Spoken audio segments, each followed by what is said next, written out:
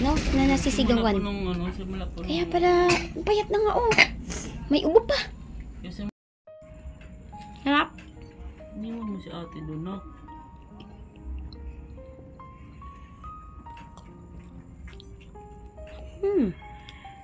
Bigla kang pumasok. Yung mga aso ko pa naman nakawala.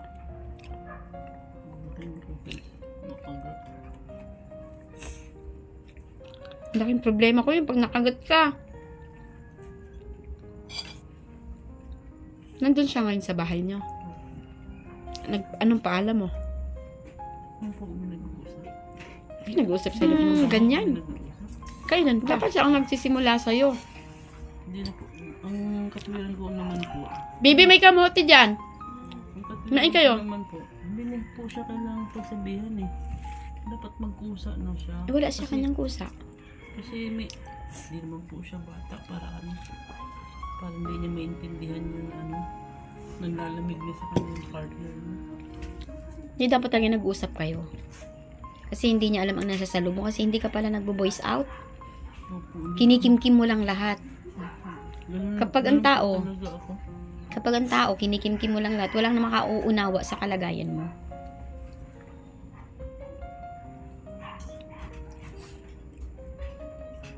Kahit ang mga anak mo, mahirapan silang maintindihan ka kung ano iniiyak mo, ano sinasama ng loob mo, kasi hindi ka nagsasalita.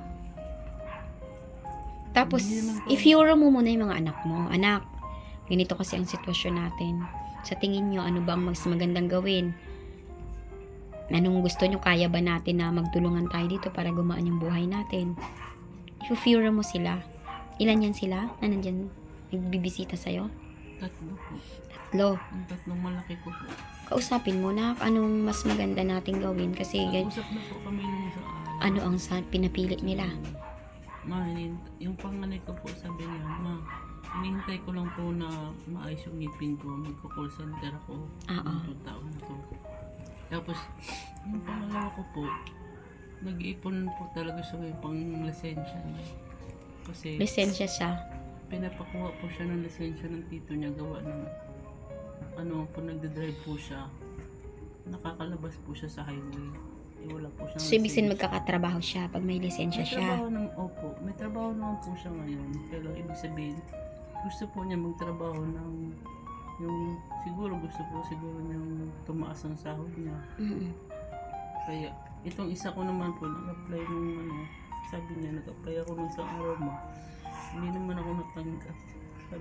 Marami naman dapat ang ina-applyan. Try lang.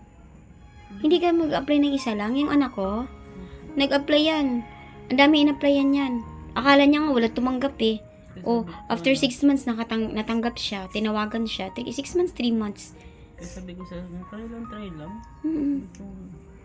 Alam mo, Ate Bea, swerte ka sa mga anak mo. Kasi sa kabila ng nagkaroon ka ng asawa na para sa iyo ay irresponsible naman, tinanggap ka pa rin nila. Kasi ang ibang anak lumalayo. Noong una po, nilayuan po nila ako noong una. Pero nung nakita ko nilang lumabas na yung kapatid nila, nagbago po yung ano na sa akin. Oo. Tapos nakita ko, mahal naman po nila yung kapatid nila. Yun nga po nagpo-provide ng gatas ng ano. Diba? Ng kapatid nila ngayon. Kaya ka nilang ipag-provide. Pipili ka lang. Kaya sabi ko, bakit naman mawala ka eh? Sabi ko, hindi ka na nahiya. Pinagsasabihan ng mga anak kong ganyan. Pag walang gatas ang anak mo, sino ba nagpo-provide? Hindi po siya makapagsalita.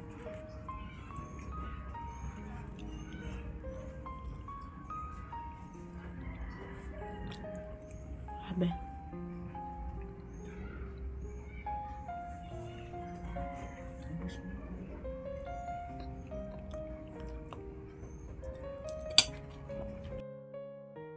Ayan po mga ka-therapy at meron nga pong kinakaharap si Ate Bea na suliranin sa kanilang tahanan. Ito nga po ay ang relasyon niya sa kanyang partner na si Kevin na ayaw nga po niyang magtrabaho dahil yun po ay rason na nagamit ni Ate Bea ang pera doon sa pang ano nila na nagalaw ang pera. Pero meron pa talagang natira sa inyo. Mga magkano na lang. Yun totoo lang. Magkano. Shhh! Dahil na! Ay, kadami naman. Yung ngayon, Wala na po talaga. ubos na ngayon. Ano po. Kaya yun po talagang kinagalit ko po talaga. So, nagagalaw niya nang hindi nagpapaalam sa'yo. Ano po. Ano lang sasabihin niya? Ay, di ba, pag-check mo, wala na. Parang ganon. Hindi, magugulat na lang po ako. Darating po siya may mga dala, galing palengke. Namimili siya. Ano po.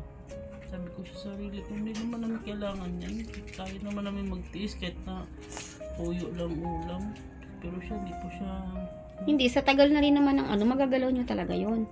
Sa tagal na hindi nyo ginamit, magagalaw at magagalaw nyo yun dahil wala naman kayong ibang Pero pinagkakakitaan. sa totoo po talaga kung akong hawak nun, hindi ko po talaga gagalawin yun. Bakit ibinigay mo sa kanya? Para sa'yo yun. Hindi ko po binigay sa kanya. Nakatago po yun sa drawer. Ah, Tinago ko po talaga yun. Ang paalam po niya sa akin yung time na yun, sabi niya, Mal, nangunguha lang ako ng talbos ng bunga ng malunggay. Tapos may dala po siyang bag. Sabi ko, sige. Pagbalik ko, sabi ko, asan na yung talbos naman? Ang katwiran po niya, taas-taas naman. Sabi ko, ano yung mga dala mo? Mga pagkain. Saan galing pera? Sa pera mo. Sabi ko, ha? Sabi ko, hindi ko na natin napapalitan ng pera. Ginalaw mo na naman. Sabi niya, hindi yan. Sabi niya ganun sa akin. Kaya simula po nun din ako kumibo. Tapos pumasok na pa ako sa bahay. Kinabukasan, yun na po yung start na hindi na ako lumalabas ng bahay. Ayan mga ka-therapy, advice nga po kayo mga ka-therapy. Comment kayo below kung ano ang dapat gawin ni Ate Bea para mabago itong buhay niya at ng kanyang mga anak. Kasi ang inaasahan po ni Ate Bea na kay Kevin niya po makikita ang pagiging ama ng kanyang mga maliliit pa na anak. Ayan, taliwas nga po sa kanyang nararanasan ngayon, ang partner niya po ay tinatamad magtrabaho. Tinatamad magtrabaho, Bea? Kasi daw, Po, dahil po dun sa anak ko, nakikita niyang wala pong... dahil wala rin trabaho ang anak Hindi mo. po kumikilos daw. So, gusto niyang sumabay doon. Hindi pa naman tatay ang anak mo para magpilit na magtrabaho.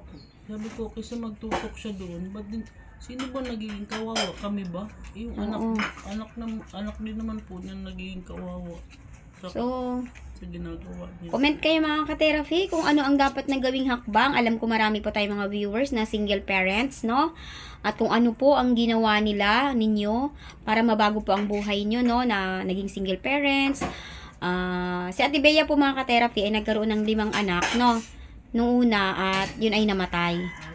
Tapos, sa pangalawang pagkakataon, ito naman siya. Iniwan mo dahil hindi rin maayos. Tapos sa ikatlong pagkakataon ngayon, akala mo, maswerte ka. Dahil pinaalis ka sa trabaho at siya daw ang bubuhay sa inyo. Tapos nagkaanak ka, umasa ka. Tapos ngayon, sabihin, hindi sa lalaki magmumula ang ginhawa nyo. Ang gaan ng buhay nyo. Hindi sa lalaki, kundi sa sarili mong pagsisikap at sa mga anak mo na may trabaho na at magkakatrabaho pa. Doon manggagaling ang gaan ng buhay nyo at ang pag-asenso nyo. Hindi mo siya pwedeng isipin na ang magiging partner mo ang magbibigay sa inyo ng maginhawang buhay. Kasi kagaya niyan, kung kailan nagkanak, saka tinamad magtrabaho. So, mga ka-therapy, sa mga single parents natin dyan, advice po tayo kay Ate Bea. At si Ate Bea naman po ay kakayanin naman daw po niya kung tuluyan po silang maghihiwalay ni Kevin. Kasi si Kevin sa ngayon, hindi na kayo nag-uusap simula nang ginalaw niya ang pera. Saan siya natutulog ngayon? Sa labas po. Sa labasan doon. Sa may kalan po namin. Doon po. Sino ang galit? Ikaw ang galit sa kanya o siya ang galit sa'yo sa ngayon? Nagalit lang naman po ako din dahil sa nangyari. Pero yung sasabihin mong galit na galit, nasa sa kanya po yun. Siya, sarap pakiramdam mo, galit din ba siya sa'yo? Siguro po. Ano kaya ang ipinaglalaban niya na ikinagagalit niya? Sa tingin mo? Kung siya ay magagalit sa'yo, ano ang rason niya para magalit sa'yo? Kasi sa sitwasyon nyo, ang nakikita ko, ikaw ang pwedeng magalit dahil hindi ka makapagtrabaho dahil nagkaroon kayo ng anak. 5 buwan pa lang, tapos pinapadede nyo na ng beer brand. Tapos naisakripisyo mo yung dahil nabuntis ka nga, hindi mo na asikaso ang pag-aaral nitong mga anak mong iba, si ganda, o namabot na lang ng 12 years old, hindi mo na asikaso ng birth certificate, napabayaan sila kasi tumanggap ka ng relasyon na dapat sa kanila ka nag-focus. So, ngayon, sa tingin mo, ano ang kung i-clarify natin yung pag-iisip mo, sa pananaw mo lang, ano ang pwede mong pagbabago na pwede mong gawin na sa'yo magsisimula para ang mga anak mo maging open na open sila sa pagpunta sa'yo, walang ibang nararamdamang nahihiya kung kay Kevin or natatakot sila. Ano ang dapat mong gawin sa tingin mo lang para ang mga anak mo ay maging maayos sa loob ng bahay nyo at maalis yung mga nararamdaman mong bigat sa dibdib mo? Gusto ko po sana bumalik yung dating kami. Yung masaya po kami sa loob ng bahay. Yung kami-kami lang po na walang ibang So, ibig mo sabihin gusto mo wala si Kevin sa inyo. Kakayanin mo ba? Sa tingin mo, ano ang isasakripisyo mo kung sakaling kayo ay maghihiwalay ni Kevin? May isasakripisyo ka ba o may mas magandang darating sa inyo? Siguro po, pag nawala siya, baka sakaling magbago po ang buhay namin. Magbabago talaga. Hindi sakali. Magbabago talaga. Mingming! Mingming! Tilapia, baba ka muna. Ha? Ayan kayo mga nakaabang. Nakaabang sa kamote. Ayan mga ka-therapy ang atin pong mga alaga, no? Kay na. Ayan. Nasaan si Lucky Buddy? Lucky Buddy! Ayan. Wala na rin sila mga pagkain, mga ka-therapy, dahil nagkasakit nga tayo. Ang mga alaga natin ay napapabayaan na rin natin, no? Dahil ang hirap mag-maintain po ng kanilang pagkain. Pakibaba mo nga siya, Bea. Si Tilapia. Ayan. So, sa tingin ko, mag-usap kayo ng masinsinan, no? Na sabihin mo lahat ng nararamdaman mo at lahat ng gusto mong mabago, no? Tapos, titingnan mo din siya kung ano. Tilapia! Kung ano kung handa ba siyang magbago o gusto niya pa rin ba sa inyo. Titingnan mo doon kung ano ay makakabuti sa lahat, no?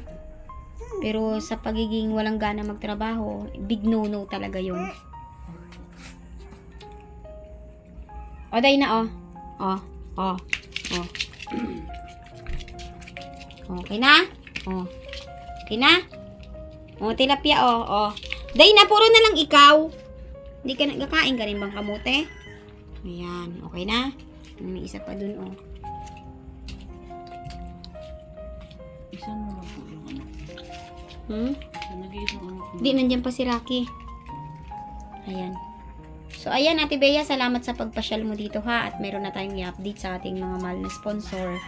Yung sa kalagayan mo at nahirapan ka nga dahil sa totoo lang, si Ate Bea may binat pa ito, mga ka-therapy, dahil 5 months pa lang nga siya nakapanganak, tapos dumaranas ng problema, tapos kakulangan sa pagkain, no? Ate Bea, salamat sa pagpunta mo dito, ha? At baby, ha? Next time, ha? Huwag kang biglang papasok sa bakuran, ha? Kasi may mga ganyan, may mga aso. Pag nakagat ka, 3 aso yun. Wala ka bang kagat? Hindi ka kinagat? Tilapia? Nga dito. Kainin mo? Kain ka? Yung balat ayaw niya. Yan, ito, para wala kang kaagaw. Ito nga. Gaarte ka man ng gihapon, No. Okay na yan. Kasi pag bumaba ka doon, ang dami ditong tulisan. Ayan, si Rocky Buddy. Si Rocky Buddy kakain to balat. Rocky Buddy, Walang kasayang-sayang ang balat. Ayan. Oh. Oh. Oh. Kasi nagpapaglabas ko ng bahay namin. Alam mo, nasa basurahan po kami nakatira. Dahil hindi ka nawalan ka ng gana kahit maglinis. Pagtingin ko kanina, grabe, sobrang kalat. Daming dumi. Diba, naapektuhan yung inner, yung motivation mo, yung... Kaya sabi niya, Apple, ang sakit siguro sa tibay at hindi naman malabas. Sabi ko, wala lang akong gana. Malabas. Sana bumalik ang gana mo, no? Pag-isipan mo, Bea, kung anong makakabuti. Ikaw lang, makakapagpabago ng buhay niyo. Ikaw lang. Hindi naman yan nabubusog, Bea. Alam mo, kahit pakain, di ba, kumain ako. Pakain ko yung mga pusa sa loob kasi ang dami nila. Busog na. Pag ando na naman sila sa lababo, wala pong 5 minutes. Hindi sila nabubusog. Ito, Lucky Body, ha? Lucky Body? Lucky Body? Lucky Body? Lucky Body! Ayan.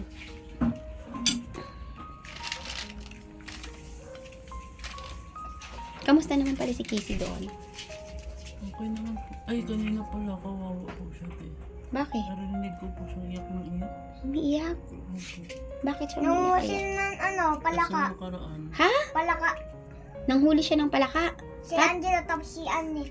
Tapos? Casey. Tapos? Gano. buti hindi umalis si Casey. Ba't siya umiiyak sa tingin mo? Nagugutom? Nung nakaraan nga po, yung pagkalibing po ng tatay niya. Pagkalibing ng tatay niya. Maya iyak po siya, iyak. Gisingin daw yung papa niya. Sa cemetery, balikan daw. Nagmawala Sabi po niya? siya. Opo. Hala. Niyakap-yakap po niya yung picture. Balik daw dun sa cemetery. Gigisingin daw niya papa niya. Flashback.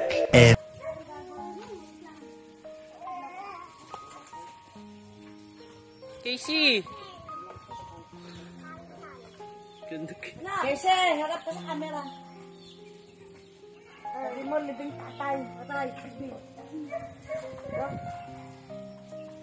Wala na tatay dito kami sa bahay.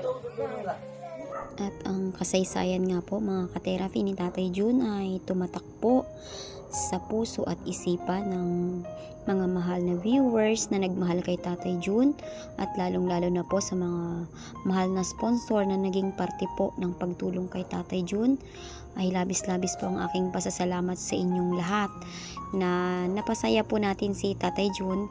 Hindi man po tayo nakapunta sa pagpalibing po kay Tatay Jun, hindi man po tayo nakarating, ay nakaukit na po sa ating puso at isipan na naging bahagi po tayo ng buhay ni Tatay Jun, na sa panahon na wala na siyang ibang maasahan ay tayo po ang naging karamay niya, maging ang mga mahal po na sponsor. Maraming salamat po sa inyong lahat. At ito nga po ay inaalala natin si Casey after nga po mailibing si Tatay Jun ay medyo mahirap din po ang kalagayan ni Casey, no? Bagaman si Casey ay hindi talaga siya normal, ay may mga pagkakataon na alam niya ang nangyayari po. Yan. Sarap yan. Ito lang po ulam namin. Talong na may bagoong. Kain madami, Casey, ha? Dapat ligo ikaw. Para suot ikaw ganda damit. Ha?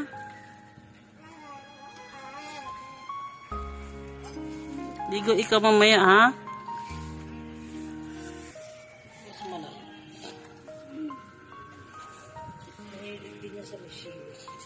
Kaya pala ano siya, nagsandok ng sili. Sarap? Sarap, Casey? Ha? Ubos mo yung gatas mo, ubos mo. Kampi. Bigyan mo daw yung tubig na. Tubig na, bigyan mo si ano. Doon na sa baso. Tapang pala sa sili, Casey. Malik sa sili, ayun o. Wala luto kanin. Wala daw silang kanin eh. Sabi na Angelo. Hindi pa kayo nakakain? Dapat lagi niyong pakain si Casey sa tamang oras para di siya nagwawala. Maya, toothbrush ikaw maya, ha? Para di sakit ngipin mo.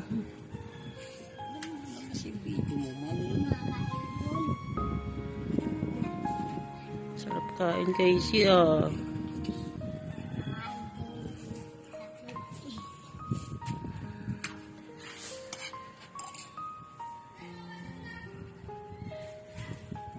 Tapang pala ikaw sa sili.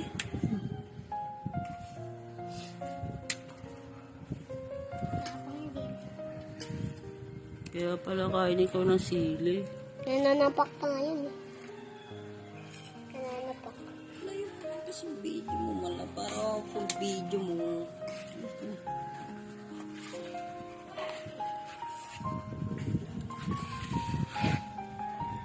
Sarap kain, Casey, oh.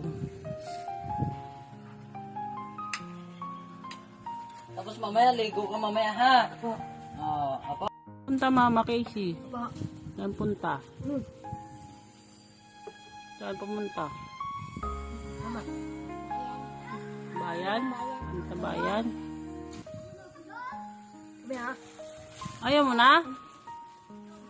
Sige. 1 week later. Nagdaranas siya ng ano ngayon. Kailan yan? Nung pagkalibing po ni Tatay John, nung time na yun, pagka-uwi po nila ng bahay, Pero ngayon, okay na siya. parang medyo nakakalimutan naman na po siya. Pero, lagi po niyang hawak-hawak ang picture ni Tatay John. Hanggang ngayon. Opo. Kahit po naglalaro siya, pinaharap po niya yung picture. Si Casey po yata ang inaano niya. Kanina umiyak siya. Opo. Narinig ko po siya kahit nasa loob po ako. Baka naggutom. Kaya hindi po naisip ko, sabi ko, gusto Hindi niya namatay yung pakainin. palakaan niya. Kaya siya umiyak. Parang kayo sa umiyak. Anong klaseng palaka yun? Hindi, baka gutom na yun si Casey. Kasi minsan, hindi nila... Si Angelica, umuwi pa doon. Nung nakaraan po na malis si Angelica, 2 days daw po siyang... Si Mary Rose, wala na talaga dyan. Hindi ko po alam. Hindi mo nakikita. Hindi po. Si Mary Jean nandyan. Kasi, opo, nakikita ko po. Nandyan. Mas sila? Kasi, Ibig sabihin si Casey na lang halos ang maiiwan dyan pag umaalis sila. Baby Grace, pakisindi mo ng ilaw dyan, mahal. Diyan sa may kusina. So, ayan. Salamat sa pagpunta nyo, ha. Mag-iingat kayo, Bea, ha. May bigas pa kayo doon. wala nga po eh. Wala din akong bigas ngayon kasi Pero hindi nagbili lang ako kahapon ng 3 kilo. May binili po siyang bigas kahapon eh. Oo. Ang lagayin po nga namin ng bigas namin sa kanya sa labas. Dinala niya. Opo, kasi siya pong, siyempre siya pong bumili ng bigas, siya pong nagtatapon ng bigas. Kaya nasa... Dahil hindi na siya nakakapasok.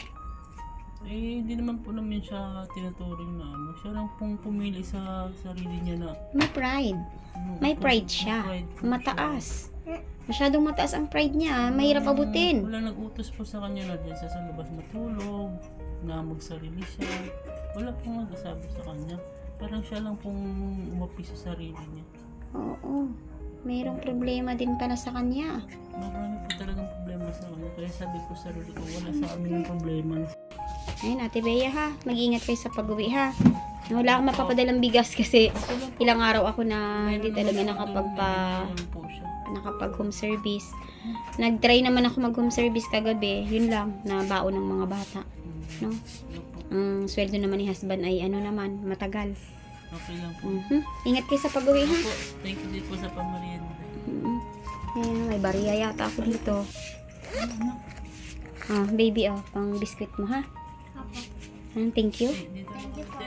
Mag-ingat kayo, Bea. Thank you, te, ha. No, naghintay ka ng pagkain. Ha, tilapia. Ayan, tingnan natin yung mga kasamahan mo doon. Aragoy! Hoy! Ano na? Ha? Ano na yan? Ha?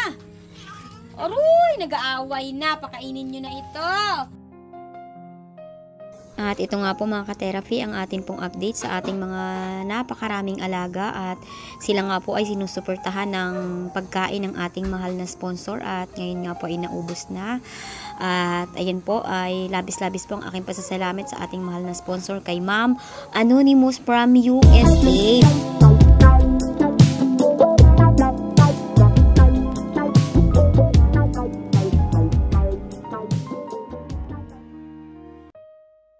ma'am, ito na po ang kalagayan ng akin pong mga alaga.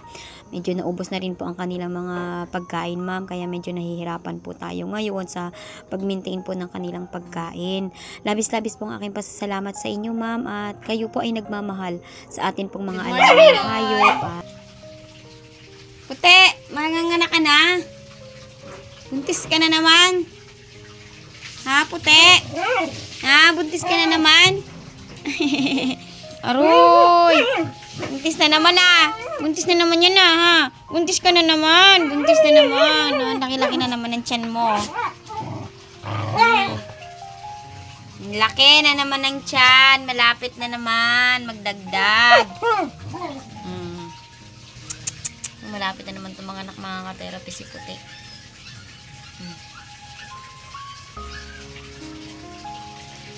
Ha? Ano buntis na naman ikaw Ano na naman ipapakain natin sa'yo? Anak mo. Ikaw naman, ha? Harot-harot mo, ha? Hiroy? Si Hiroy?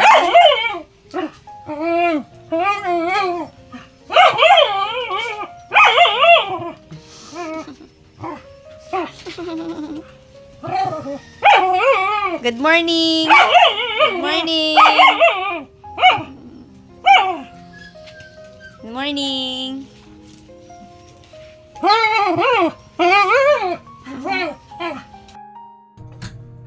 Malungkot si Rocky Buddy.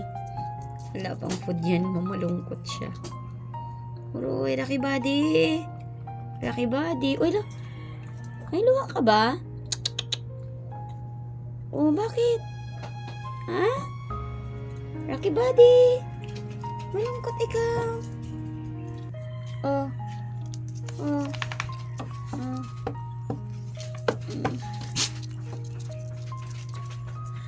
Ano, Dayna?